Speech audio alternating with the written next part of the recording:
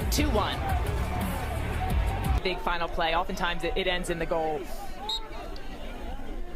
Yeah, all smiles at that time for Jeff Tambroni. He said his goalie was incredible that day in stepping up with a big-time performance. Scrum off the face-off. Ohio State picks it up, leading 2-1 after Matt Costin got the Penn State scoring started in this one. Just around Philadelphia native, who's had some big games this year. He had 3-1 in the win over Yale. Marquee victory for Penn State, and he had a hat trick in one of many close losses that Penn State has had, a hat trick against Cornell, as Penn State picks it up after Justin Inacio looked like he had it for Ohio State, but in the stick of Brent Fleck, and Penn State can operate, now tied at 2. We mentioned in the open, Nick Myers saying we'll have a relaxing episode coming up with Mitchell Pelkey at halftime here in Columbus. Off the violation, it goes to Ohio State.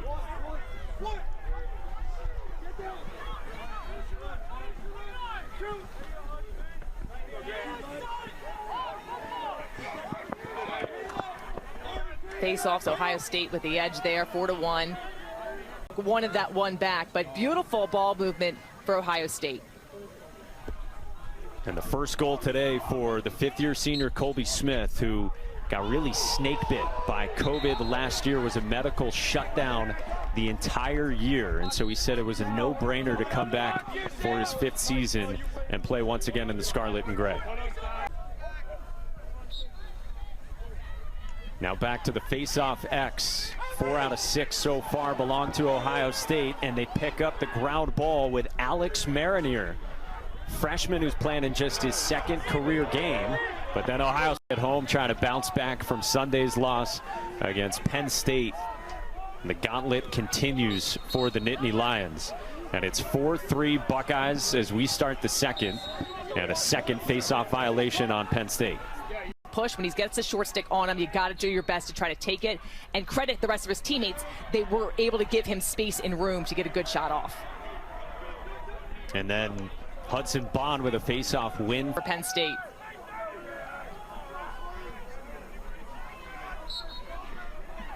Well, Mike, to go back to you about Myers and just letting the game come to him. That's how sometimes players really can do phenomenal things. They're not trying to push things too much. They're not trying to, and then that back-to-back multi-goal games for Scott White. And the lead 2 for Ohio State. And now off another violation. That's the 3rd on Penn State this half.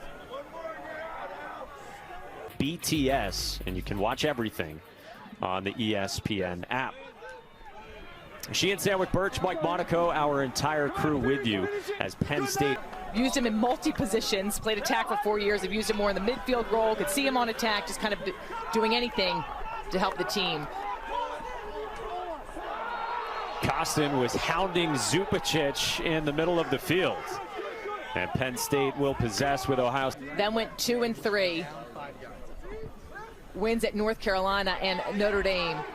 But they're looking, every win right now is crucial as teams try to make their case to try to get into the NCAA tournament. Yeah, it's all shift. They pass that ball on the move, and the scorer is able to finish. Hudson Bohn, the face-off win for Penn State, which will take a timeout here.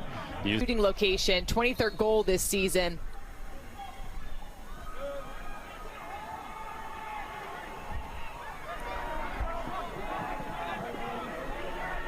And he's up to 50 points, building on what is already a career high in that regard over his 4 years in Columbus, with 2 goals and 1 assist in this one. Today. But just a heads-up play, just to make sure you can, when you catch that ball in tight there, you got to either throw in a fake, move your stick somehow for the Tar Heels. Just phenomenal. Tewaaraton finalist last year. I would imagine he will be one of the final 5 with his performance this year as well. Yeah, we'll have plenty lacrosse on our ESPN family of networks coming tomorrow, starting at 10 a.m. Eastern time, right here on ESPNU. Marist, a minute full time. As well. Ohio State's converted on their 2 extra man opportunities. Penn State over 25 minute scoring drought for Penn State. And as you said, the first for Peden out of Malvern Prep, guy who has been soaking number ones already from Haverford, PA. Started his career at Utah, now in his second season with the Nittany Lions. And as you said, he's got 2. Brent Fleck's got 2. And the ESPN app. In Columbus, Ohio, with she and Stanwick Birch, Mike Monaco, our entire crew with you for Penn State, Ohio State. A couple of teams that got off to 0-1 starts in the Big Ten. And Ohio State trying to even up that margin and get to 7-3 overall with a mad scrum off the faceoff. Inacio got to it, might have lost a glove in the process. What a scramble. I mean, you can see the effort. Both teams really fighting, understanding the importance of this game.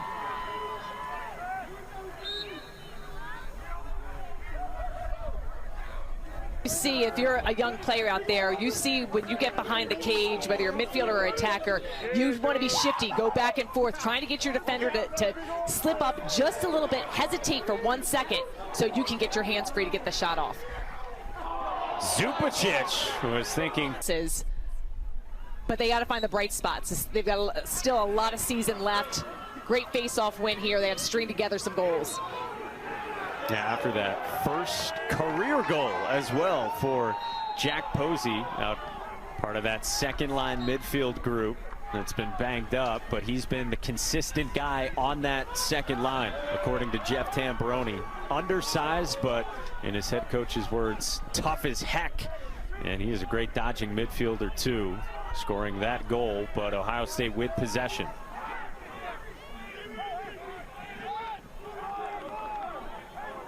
Of the day for him.